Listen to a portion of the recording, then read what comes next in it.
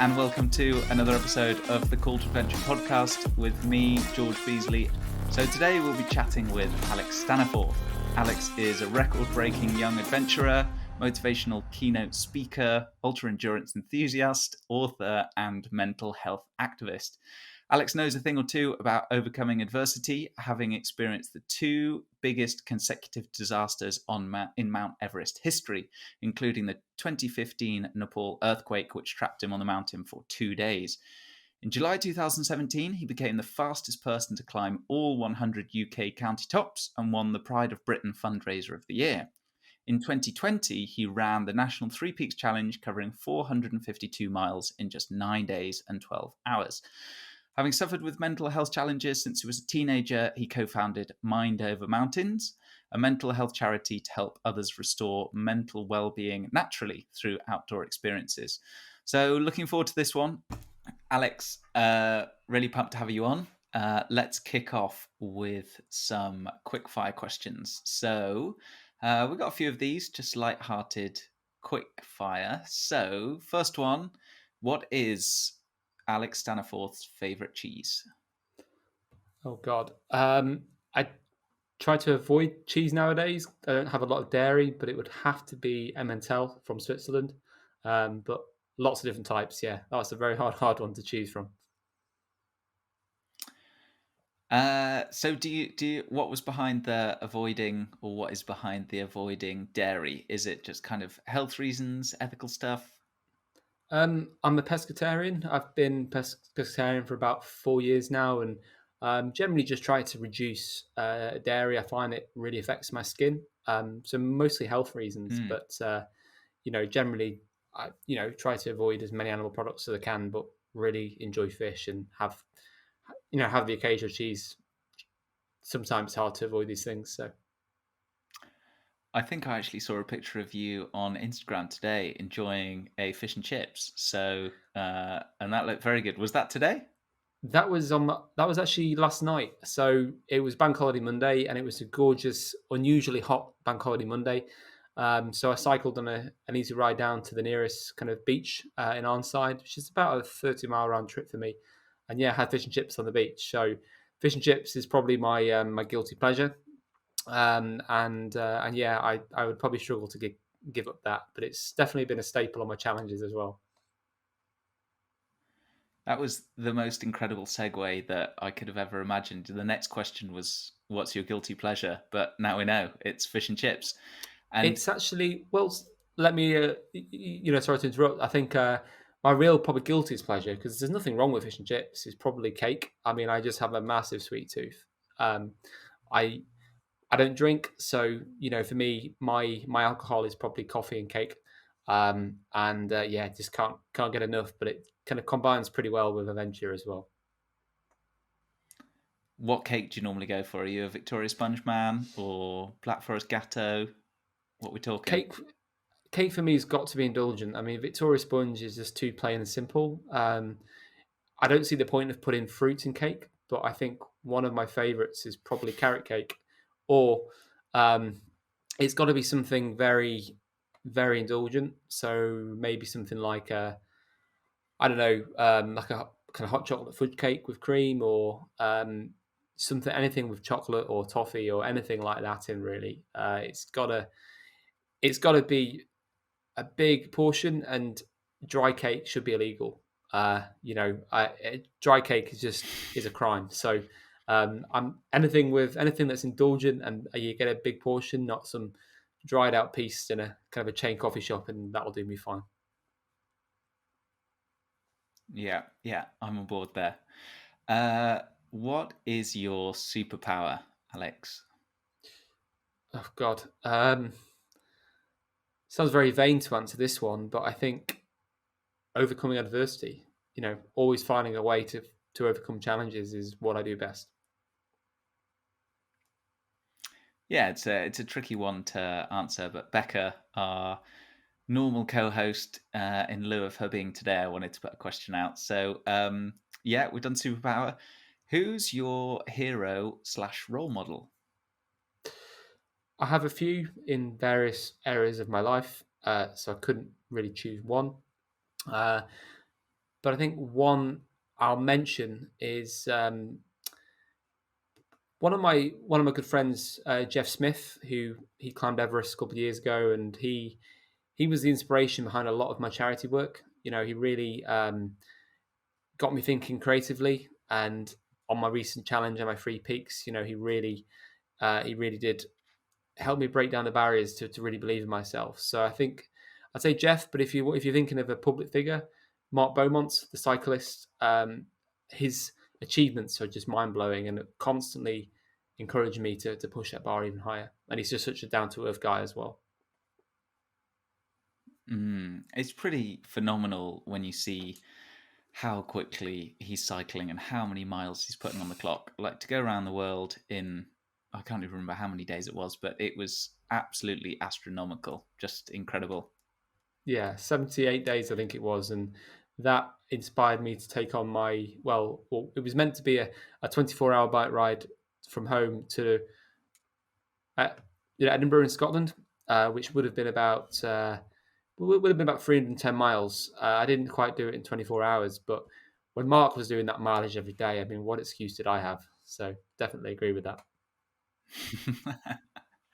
I mean, he is a bit of a machine. I saw him doing the North Coast 500 bikepacking route, and they were with the guys from GCN, and he was just taking it easy, whatever it was, 150 miles a day, and just literally like breezing it. So yeah, an absolute monster. Um, who would you want to be stranded on a desert island with? Um, Crikey, as an introvert, I'd want to be on my own, to be honest. But if I had to be with anybody, probably Bear Grylls. Bear's been a big inspiration of mine, and for obvious reasons, he'd be the best person to have. Yeah, it's interesting. One of the old ones that we used to have was for the quickfire questions, Bear Grylls or Ray Mears. But I think we know who you'd go with now. Okay, awesome. Well, that's the quickfire out the way. So let's just jump on to your adventures and your journey into adventure. So can you just give us a quick bit of intro as to how? Because you're from Chester, right? Just up the road. I'm in Shropshire. Ah, yeah, not far at all. Yeah, so I'm from a village near Chester in Kelsall, and I was brought up, on the edge of Delamere Forest. Very lucky to be brought up in the countryside. But about 2 years ago, I moved up in the South Lakes in Kendal. So I've been up here now, well, yeah, since March 2019, and just to be around by the mountains. But was brought up in a really beautiful part of the world that I think definitely introduced me to nature and just loving being out in green space from a pretty early age, to be honest. So, how did you go from that to getting into this kind of more adventure type stuff, like wanting to climb Everest, and you've done a few other peaks and the ultra stuff? Like, what was the transition? I think it's interesting because last weekend I actually went back home for the day, and while I was there, I went on a run around the forest, which is where I used to run and train all the time as a kid, and fairly recently. And I used that forest for marathon training, for Everest training, and I just got so bored. And it's not to be ungrateful, but it just reminds me of how lucky I am now to be in the Lake District, where I'm just completely sport for choice. Um, but you only know what you've got. And at the time, I was from a young age. I think I'd always been interested in wildlife. My grandma really got me interested in that, and she was very passionate about conservation and giving back to help. Um, and so I think from a fairly young age, I was always walking our dogs with my dad and my mum, and we went on holiday to North Wales in a caravan. Never did anything physically challenging. My parents weren't adventurous as such. My dad was a marathon runner, so he kind of got me into running when I was about 15, 16. Uh, but really, I was quite content just cycling around the forest and just being in nature. That's where I found my escape. But I think really it was all part of a challenging journey. When I was about 9 years old, I had epilepsy, which I only had a few seizures. It was a pretty mild form, but that brought lots of challenges along with it, like having a stammer, which I've had ever since I've been able to speak. I've never known life without that. Badly bullied all the way through school, anxiety, panic attacks, low self-confidence, no self-esteem. And starting school, I hated sport. I was that one that came last at sports day and just refused to take part in things. And yeah, pretty much the opposite of where I am now. But I think finding the outdoors kind of is what started to reverse that journey, because it's where I finally found my feet. And there's quite a few events involved with that. But I think it was probably 2010 when I was on holiday in Turkey. And I had this urge to try something called paragliding. Now, on the spectrum, you're looking at a pretty extreme sport. It wasn't like I just started running straight away. I had this urge to throw myself off a 7,000-foot mountain. And I don't quite know what transpired that, but I think it was just this sense of being fed up with constantly being held back by doubt and bullies and anxieties and just all these challenges I had as a child. And that decision changed my life, because I'd never been so scared in my life. But hanging there, free like a bird, I felt this confidence, this belonging that I never had before. And once you change that mindset, you really do change your whole direction. Because then I wanted to find the next challenge. I realized that I didn't get to choose the challenges I had, but I could choose how I responded to them. And from then on, I just kept on trying more outdoor sports, kept pushing that bar higher and higher and higher, and just finally found somewhere where I felt that maybe different, where I fitted in, where I could prove myself and prove all the buddies wrong.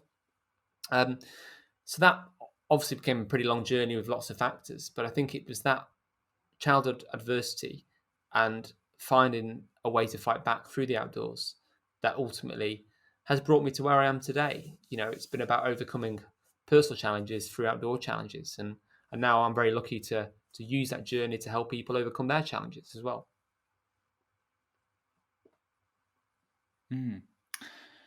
So it's quite a long way to go from your paragliding and opening up the world of the outdoors and realizing that you want to do some more adventurous stuff to climbing Everest. So how did that come about, where you decided, yeah, I'm going to climb Everest, and what, obviously you had a pretty testing time. What's the story there?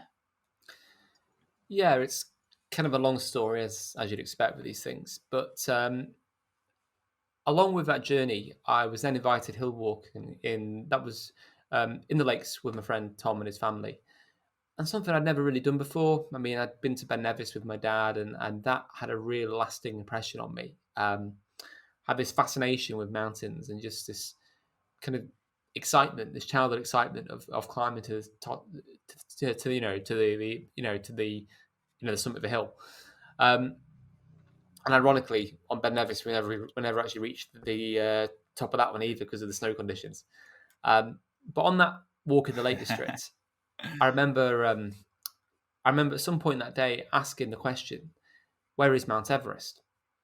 And I'd never seen anything like it, but the hills and the lakes just completely blew my mind. And it kind of inspired curiosity, to start questioning all these doubts and limits that I put on myself and that the bullies and society had put on me. I came home, went on Google, and just, started to research Everest and became completely fascinated. I remember the kind of goosebump excitement that I felt reading about this thing and realizing that mere mortals had climbed it. And at that point, I kind of made this commitment to myself that one day I was going to get there. I wanted that more than anything. And could I really do this?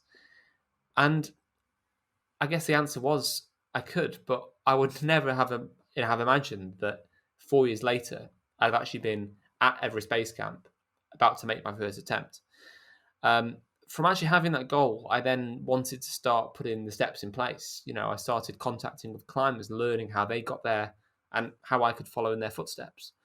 I booked myself on a rock climbing day with an instructor who was based in Keswick, and he climbed Everest 4 times, called Tim Mosdale. And I met him for a day climbing and probably drove him crazy with questions. But I just wanted to meet one of these mere mortals that had climbed Everest, to be like them. And I guess from that point, I started to make a plan. The steps, the peaks I need to climb, what I need to do to get there. But at this point, it was kind of a long-term goal. I climbed Mont Blanc in 2012 when I was 17. That was my first kind of biggish peak, but that was only half the height of Everest. Well, just over. Um, so I guess I was consciously moving towards it. But at the same time, I was, doing my GCSEs. I was working in a pub, washing pots. I was going to have to raise sort of £35,000 in sponsorship to make it happen. Um, and then I got injured. So all of a sudden, I couldn't run. I couldn't cycle. And for about a year, I've been really focused, on running as a way of challenging myself. And lots of stuff was happening in my life. But all of a sudden, that was just taken away from me. I'd lost that focus. I'd lost that kind of running goal and performance. And that's when I started to sink into the, anxiety, I'm eating disorder, bulimia. And that was kind of triggered by this injury, where suddenly I'd lost exercise. I'd lost that kind of coping kind of strategy. And I kind of tried to take control of my diet instead. But that being a high achiever with very perfectionist kind of mindsets obviously wasn't going to be sustainable, and was probably the most unhealthy thing I could have done, because it became very obsessive, and yeah, I was probably in the lowest place I'd ever been, and being told I may never train properly again, let alone train to climb the world's highest peak. But I never realised at the time that that was actually probably the biggest push to actually commitment, to actually making the goal a reality, because dreams are only dreams until you actually make a deadline, until you set the date. Otherwise, life's just going to get in the way. And so at the end of that year, about 2012, I kind of set the date. And that's what turned that dream into a goal.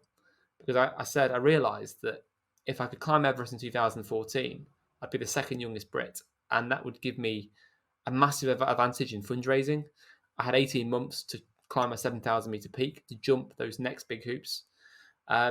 But in this state of depression, I'd read this book by Bear Grylls, and how he broke his back just 18 months before he climbed Everest at 23 gave me the hope that although I was injured, I was washing pots in my local pub, I was doing my A-levels, I was somehow going to get there. But what I needed was that purpose. I needed something to get out of bed in the morning. And setting that date was ultimately that step. So a bit radical. I wouldn't recommend that approach, but that is kind of what took me to Everest. And I spent a year focusing on fundraising, which is all through corporate sponsorship, which was kind of a full-time job in itself. I spent that whole year emailing companies, must have approached over 1,000 companies across the UK, trying to get them to invest in my dream. My parents said that was a lot of money for a holiday, but they weren't just going to sign me a check. I was going to have to find a way or make one. And basically in 2014, with a few weeks to spare, I'd got the money together. I'd been out to Nepal on a 7,000 meter peak, and Mirror Peak and Burunsi in 2013. And I got a place on an expedition to go out in March 2014. So that's kind of the convoluted journey to Everest, really, from kind of 4 years. And when I look back, I would have done things differently, but you can only act on what you know at the time. And that was, for me, kind of the proof of what was possible with commitment. And Everest was my life for a year, because it had to be. Every single minute had to count. What advice would you give for people who are looking for corporate sponsorships from what you've learned? Oh God, I mean, it really was a numbers game. But I started out when I was younger, speaking to other climbers like me that had come from a pretty average background, not with wealthy parents, that had to find a way to make one. And they were the only proof that I had that this was possible. But I learned from them. I learned what that process involves, and it basically involves, having a pitch, having a product that a company wants to be part of. But I had a mentor quite early on called Chris, who, interesting, now in a charity, we set that up in partnership, which is really cool how that's evolved over the years. But back then, Chris taught me everything I needed to know around business and sponsorship and marketing, and just how to overcome all these barriers in my mind, because that was the biggest barrier, was my own self-belief. But the best advice I could give is what he gave me, is that, shy bairns get no sweets. If in doubt, just ask. And if you don't ask, you don't get. So that's definitely one thing. But also, you have to find a way to stand out. You've got to have a USP, because everything has to come back to what's in it for them. The truth is, they don't really care about you or what you want or why you want this. They only care about what your expedition or challenge can bring to them.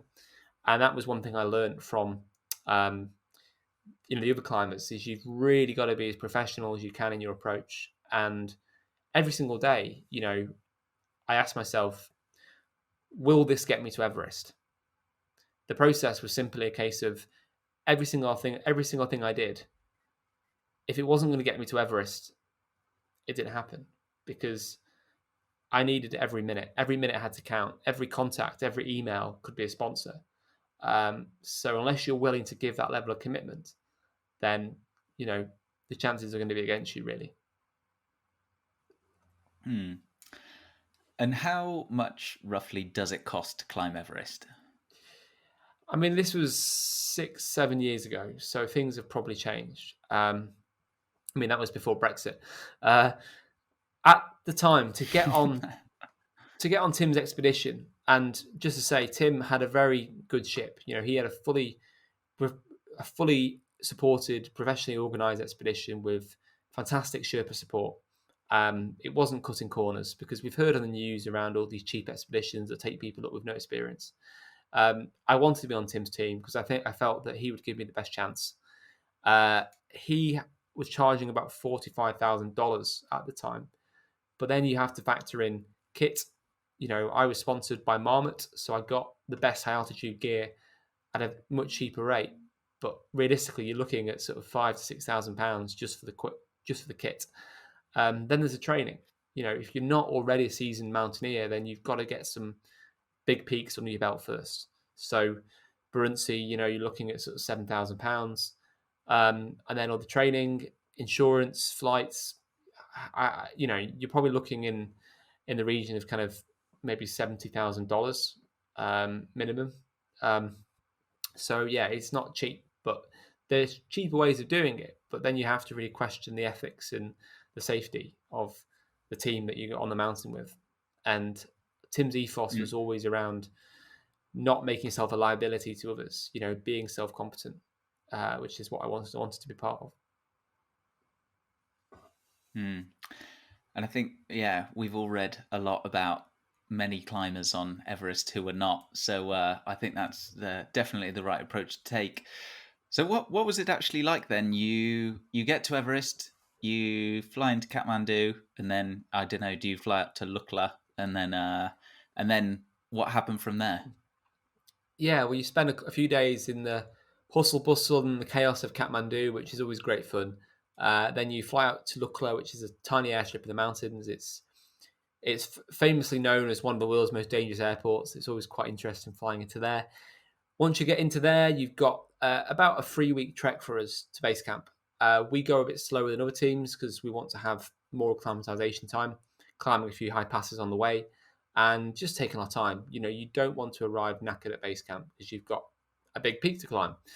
So we get to base camp after about 3 weeks, and you're kind of there really for kind of a month or maybe even 5 weeks, which is a long time. That's your home on the mountain. But before we even got there the first time, this was 2014 when I was 18, a huge avalanche had killed 16 climber Sherpas in the icefall. So the biggest disaster in Everest history at the time. And, we had no choice but to pack up and go home. So that obviously didn't quite go to plan. Now, we couldn't really complain. We were going home safely to our families. But it was a bit of a kick in the teeth, after all that commitment and sacrifice and fundraise and just gone just like that.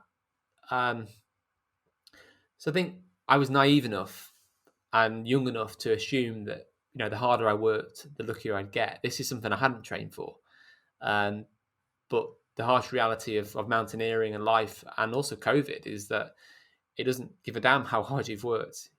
Sometimes these things just happen. And I think success is actually about how you deal with those things, rather than reaching the top. So I had to regroup and took another year of fundraising and training. Went back to Everest in 2015. So another year stronger, but this time things only went worse. So 2015, we were just climbing up to Camp 1 for the first time. We left base camp in the early hours one morning of the 25th of April, and we were just below Camp 1 when the earthquake hit Nepal. So, yeah, I mean, we were just about 6,000 meters, and that day was one of the bad days. I was so knackered that I didn't actually feel the earthquake. I didn't feel the ground shaking. I just heard this massive crack above my head, the sound of ice breaking off the mountain, and yeah, for the first time in my life, thinking, this is it. 19, it's game over, as we got hit by this big blast of powder. Luckily, we escaped pretty much unharmed. We just got hit by this big freezing cold, deafening blast, and the debris, the ice never came. But then we were trapped on the mountain for 2 days, 6,000 meters at Camp 1. The route down to base camp had gone. We're told we could be there for a week. We've only got food for a day or two at most. And every half an hour, you've got aftershocks and avalanches hitting us from both sides. So we had no idea that actually we'd been in the safest place of all, because 2 days later, we flew down to base camp by helicopter and found that it was like a plane crash. Base camp had just been hit by a much bigger avalanche. So we'd actually been in the safest place of all.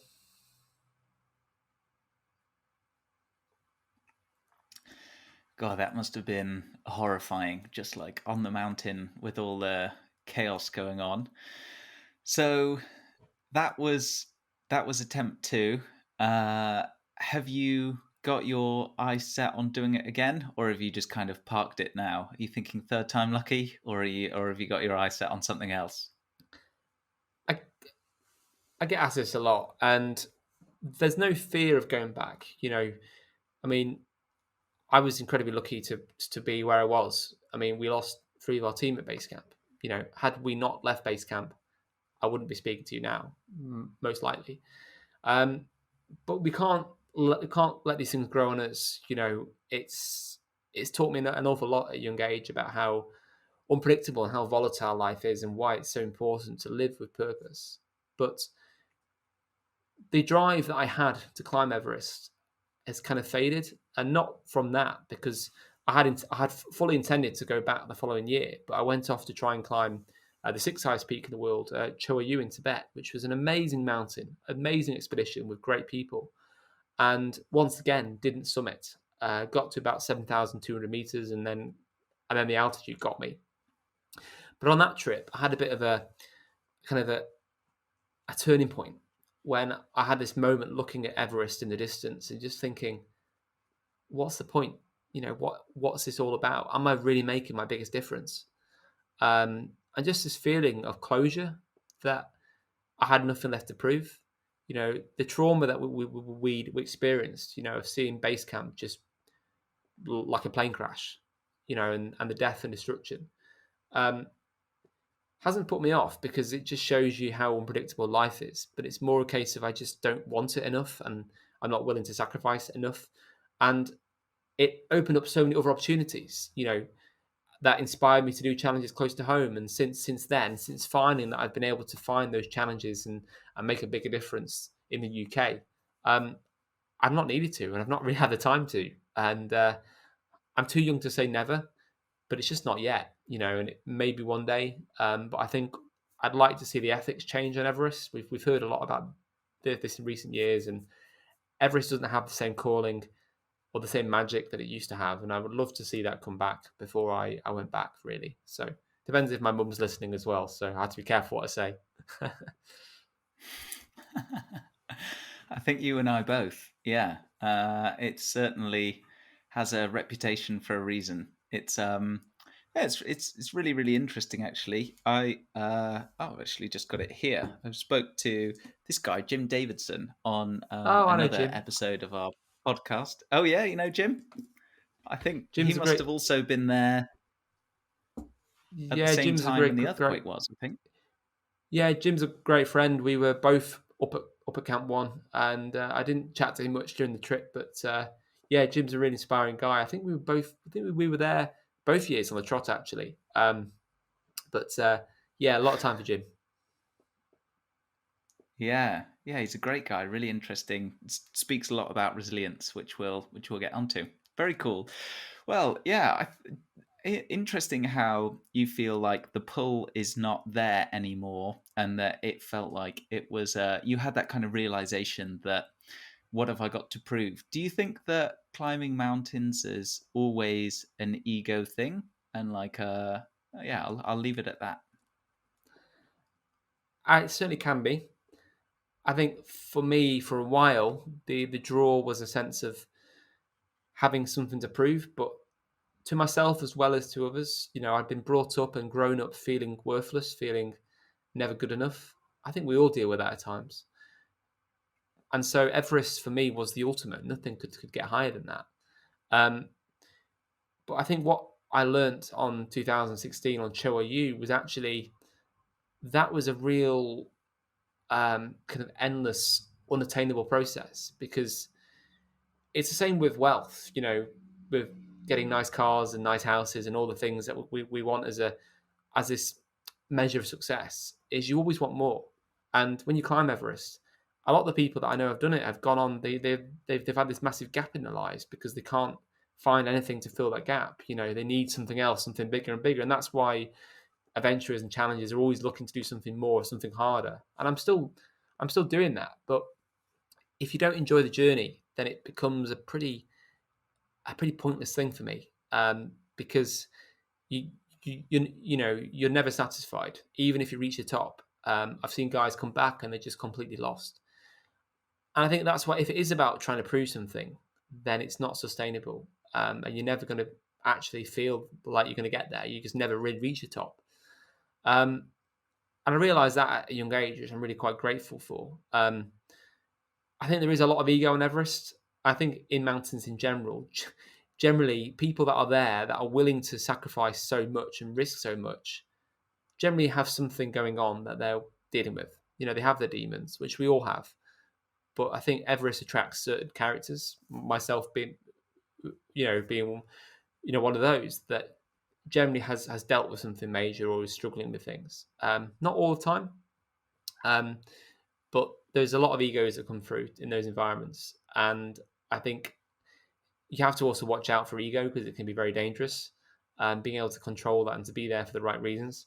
So I've definitely witnessed that and experienced that. But I wouldn't say ego is everybody. I think it's just something that is very common in those environments and sport in general, really. Because most normal people wouldn't go to climb an 8,000 meter peak, and spend all this money to risk their lives. Um, so yeah, it's an interesting question, but it definitely exists. Mm. Yes, that's a really interesting point about um, as soon as you accomplish one thing, then it can feel a little bit empty, and then you're straight on to the next one.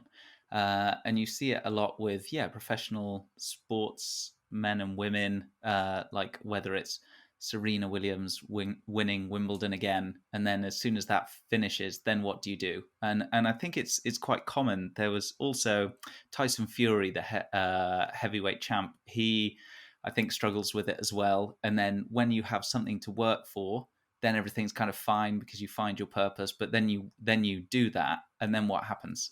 Unless there's a bigger mountain to climb, you're kind of on this endless rat wheel of trying to trying to feel fulfilled by just doing something slightly bigger. Or you can choose not to play that game by saying, well, it's my kind of happiness and self-worth isn't tied up in the things that I achieve in life. There's a really good book. I'm trying to remember what it's called. I think it's called Happy or Happiness, maybe Happier, by Tal Ben Shahar. His name's something similar to that, and he talks all about that. So he's a happiness researcher, and I think he opens the book with somebody who just like is maybe even him wins the World Badminton Championship and thinks like, as soon as I win it, I'm going to feel happy, I'm going to feel accomplished, I'm going to have done what I need to do in this life, and then I can just rest on that and just live out the rest of my life being like, Mm. I did what I wanted to do. And then he does it, and of course the next day he feels completely empty. So escaping the wheel of accomplishment is really is fascinating, and I think something that we all wrestle. Right, we need to find something bigger by either staying on the rat, finding a bigger mountain to climb, or taking a step back and saying maybe life and my self-worth and happiness isn't reliant on things that I achieve in my life.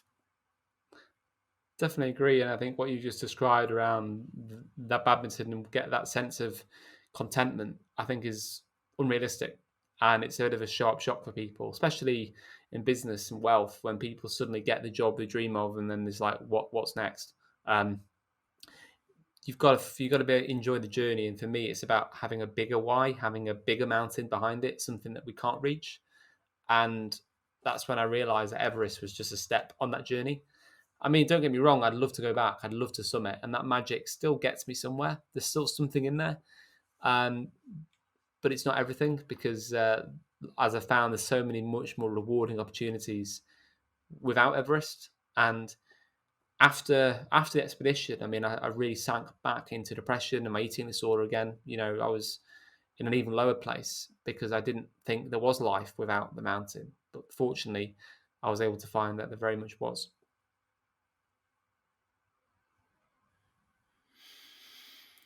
Was there something that pulled you out of it after you mentioned that initially you kind of were pulled out of your depression with this new goal, but then after you finished Everest and then you fell back into it? I'm just thinking, I'm sure some people listening will be thinking that they're in that slump. How do they get out of it if it's not having a big goal? Is it just luck or time, or is there something else that can kind of force the bringing yourself out of that? I think you have to be patient. And at the time with Everest, I remember my friend Rich really helped me because I was in this guilt mindset of why them, why not me?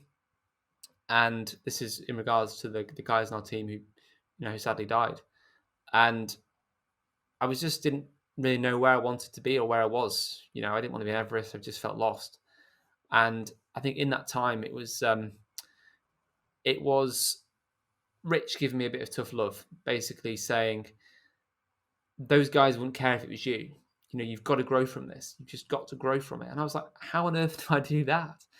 Um, but it was true. We can't dwell on the ifs, the what could haves, because life isn't going that way. And that's when I switched the arrows to kind of focus on what difference could I make? How could I turn this into something positive rather than, oh, poor me? And that was difficult for sure. But I think having that new positive focus gave me my life and energy back.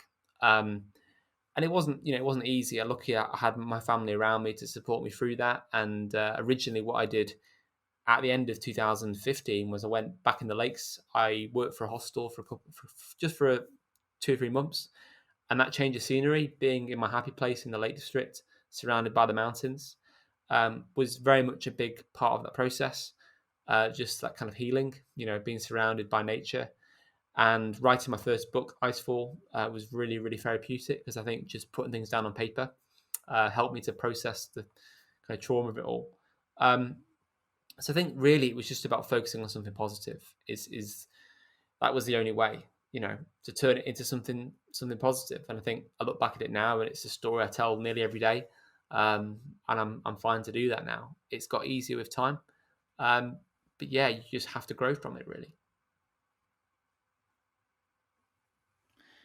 Yeah, so let's talk about those other things that you've kind of done since that you've been drawn to. So you co-founded Mind Over Mountains, and we've kind of touched on it a bit, but how did that kind of come about, and what's the goal there?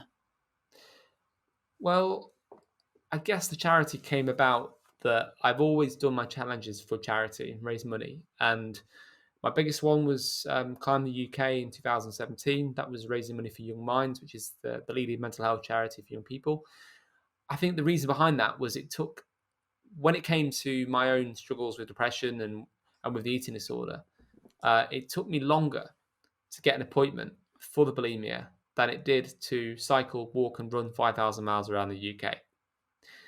Now, in that time, I was always very lucky that I was able to almost self-medicate through running, through challenges that gave me that purpose back. But I wondered about everybody else. What about the people that are falling through the gap? And so I guess I wanted to give people the same access to the outdoors and the experiences that I'd had, but combining that with coaching and mentoring like Chris and the people that have been a part of my journey since I started this. So it kind of came off the back of that Climb the UK challenge when I wanted to make a difference close to home. And there was a company called Adventure Uncovered who wanted to do an event around um, the benefits of nature for mental health. And they kind of brought me in as a bit of an ambassador, and being a bit of a perfectionist, I kind of took over and wanted to make it something much bigger. But it was combining hill walking with coaching, mindfulness, inspirational speakers, and counseling, and then just trying to create that safe space to walk and talk.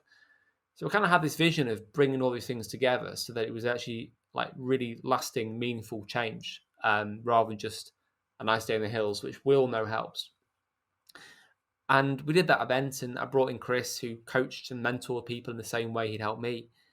And we were just blown away by the impact, and seeing the change in people over the course of a weekend just inspired us to try and bring this to even more people, really. And that weekend in the Lake District, it was a bank holiday in May. It was gloriously hot and sunny.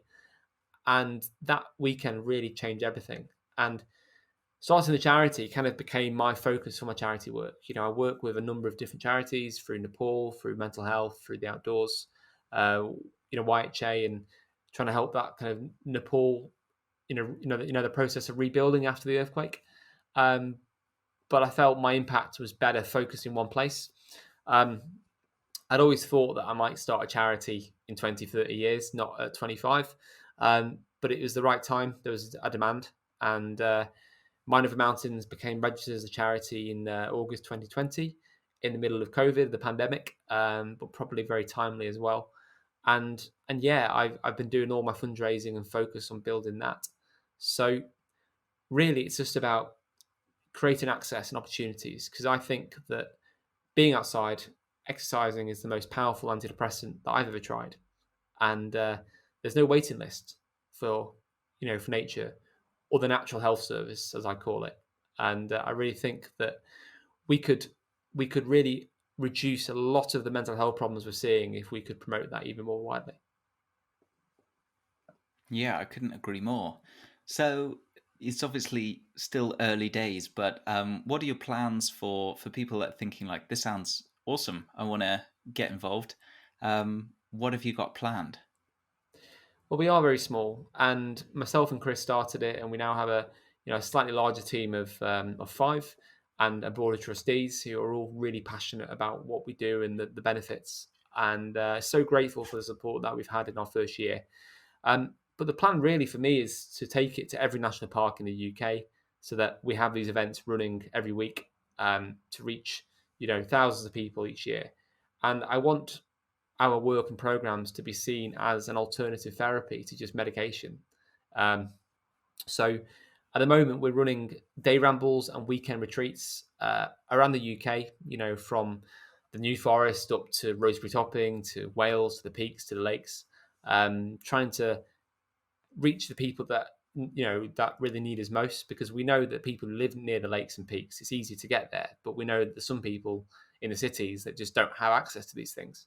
So really, we want to reach those. But with all of our events, we actually have bursaries available, so that people pay to attend. Whereas on bursaries, they can access these events, free of charge or a minimal fee, just so that the people that are on low income or in difficult personal circumstances, and also all the blue light card holders, so all the NHS staff that have been, exhausted by the pandemic, can get that time for themselves, that professional support, and just to get the help that they need without having to wait months and months. So our challenge really is trying to resource our work, do more programs, and yeah, reach the people who actually who need us most. But we obviously had to hold off a lot because of the, because of all the, because of all the, so Ben, we had to obviously stop and start a lot because of the pandemic rules and restrictions, but we've been back in action since April, and we've got so many events planned this year. It's been so good to see people coming back together and enjoying the outdoors again, really. So I want us to be the leading provider of this in the UK. Alex, that's amazing. That's so cool. What a brilliant idea, and I think very much needed. And it's interesting to see all of the kind of peer-reviewed research that supports this. It's not just the idea that outdoor exercise, time spent outdoors, is as powerful as any other antidepressant. Like the data seems to be backing it up, which is amazing. I think it's something that we kind of intuitively have known for a long time, especially if you're into the outdoors. But it's really good to have the kind of empirical backing as well. So that's that. I think that's amazing. I would love to help out however we can. So let's have a chat afterwards. Do you think the stigma around mental health challenges is changing? Good question. And I think on your last point, I often find it hard to explain or describe why nature helps. I don't think I'll ever manage to do that. I think we know it does, but the science is really promising. And in regards to the stigma, I think it's changing, but we still have a long way to go. As a man, talking about depression was quite easy for me, but eating disorders was just like a no-go. I never felt so vulnerable, and it took me 3 years of trying to manage and struggle on my own with this eating disorder, in silence, before I really accepted that I needed help. And I told even my family, who I'm really close to. And it gets easier with time. I'm now able to speak openly about it in a podcast or on stage in front of 500 people or in my books, talk all about it. But that's only taken years to get to that point. And I think there's a lot of misunderstanding and a lot of image related kind of stigma and discomfort around eating disorders and men. And it's so much more than just about weakness or showing signs of strength. I think it's just a sense of shame that we've cultivated in society. And for me, the only way I can suggest around that is we need more people talking and sharing their stories who feel able to. People that we might see as role models, the kind of tough masculine figures in culture are the ones that we really need to help us break down that image and replace it with something that affects each and every one of us. But when I was opening up around my eating disorder, I still felt there was that stigma, and there is still a lot of unhealthy things in culture. I mean, for example, last night I was stopped on the beach having fish and chips. I'd cycled over there, enjoying being in the heat and the bank holiday warmth and sunshine. And, you know, I remember a guy walking past and he just made a comment, and it was all meant in a light-hearted way about, how far have I cycled to earn those fish and chips? And I'm in a really good stage in my health and recovery now. But years ago, when I was underfueling and overtraining and just running on empty, a comment like that would have really knocked me off. And I think we have to be really mindful about that, especially in athletes that I think are very vulnerable to this sort of stigma of, having to earn our calories for exercise. I think is how I got into this in the first place. And I think it's something that is a big problem. So to answer your question, yes, it still exists, but I do think we are slowly moving in the right direction.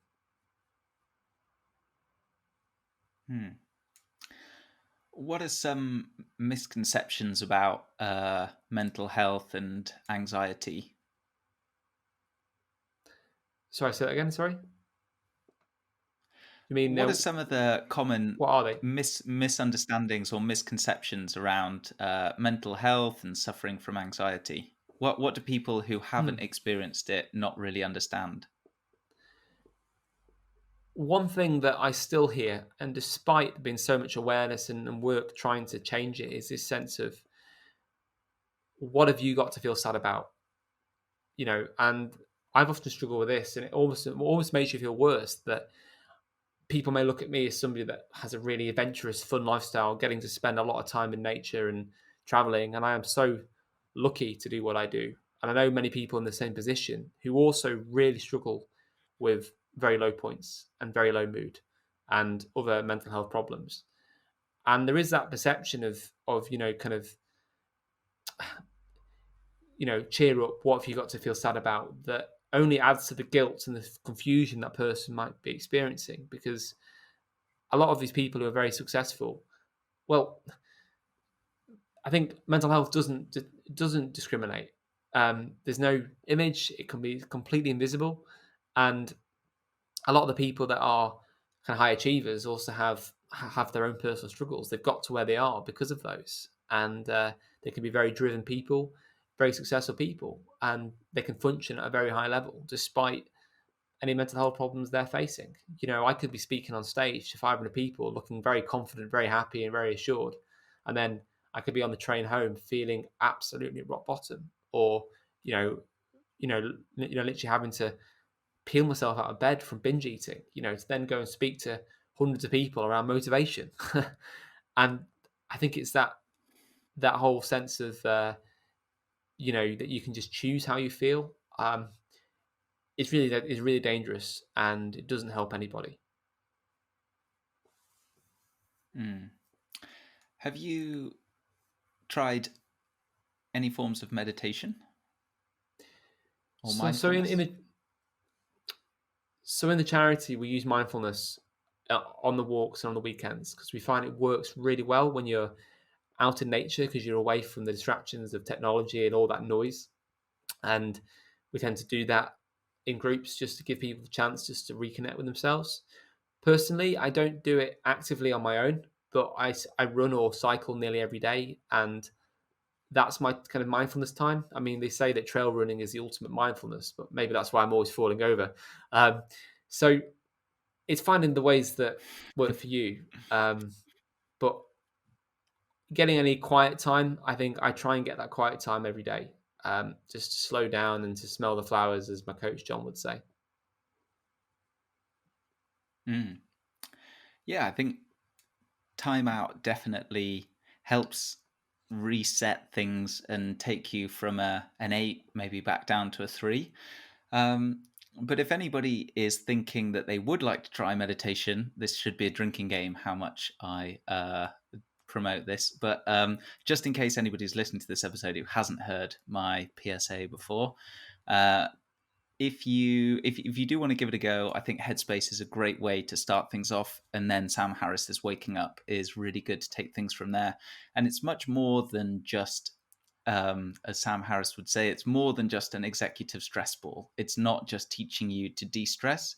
It's really a completely fundamental different way of looking at life and consciousness and what it means to be human. But I'll leave that one for another time. So, well, Alex, thanks so much for taking us through your adventures, and I think it's awesome to hear what you're up to with Mind Over Mountains. If people want to support the charity itself and they're thinking this sounds great, I want to help, what can they do? Yeah, we'd love to connect with people, and really grateful for the support. The best way would be to visit our site, which is mindovermountains.org.uk. All of our upcoming walks and weekend events are on there, so people can sign up on the site. Obviously, if anybody needs a bursary, then there's information around that and how they can access that support if they just send us an email. And they can find out more about the site and our fundraising events on there as well. And yeah, personally, if people have us hear this and have any questions, if they want to ask for any advice around challenges or mental health or anything, then my site is alexstaniforth.com. My inbox is always open, and again, I'm on all the main channels: Facebook, Instagram, Twitter, and LinkedIn. So I'd love to hear from you and love to connect. And please do feel free to reach out to me as well. And my books are on there as well if anybody wants to read the full story. But I'd love to hear from people. Great stuff. So your books are Icefall and another. What's the Peak. what's the other one called? Another Peak. Uh, Yeah, yeah. that's the one. So I'll include the links to those. So that's for people who kind of want to benefit from Mind Over Mountains. But given that you're a charity, I assume that you just take donations as well. If people are thinking that they want to give you a bit of cash for doing such a good job for helping people out. Absolutely, and that's always appreciated. We've been really blown away by the support we've had in the last year. And if people visit our site, there's a donate page on there as well. All the money that is raised helps us to actually, helps us actually just actually making our events possible. It provides bursaries again for the people that can't afford to pay. So yeah, any donations via our site or just giving. If anybody wants to do a challenge for us, maybe you're planning a big adventure or run or ride of your own this year, we'd love to support fundraisers as well. So I'll leave that idea with you as well. Well, you've certainly piqued my interest there. I think we'll have to get a few events going and do some fundraising, because that's what we're all about. So, Alex, thanks so much for coming on, taking the time. It's been really cool to connect. We've been trying to do this for ages, so I'm really glad that we managed to. I've seen you around at lots of adventure events here and there, but we've not had a chance to meet. So it was awesome to connect today, and I'm sure we'll meet up at some point, go for a trail run. You'll, I'm sure, leave me by the wayside, but maybe a trail sprint. I can keep up with you for a few k. But yeah, it'd be good to catch up. I'll come up to the lakes at some point, and we'll have to hang out in person. But thanks again for your time, listeners. Thanks for choosing in. Listeners, thanks for tuning in. Viewers, thanks for watching. So until next time, thanks very much. Cheers, Alex. Thanks, guys. Great to be here.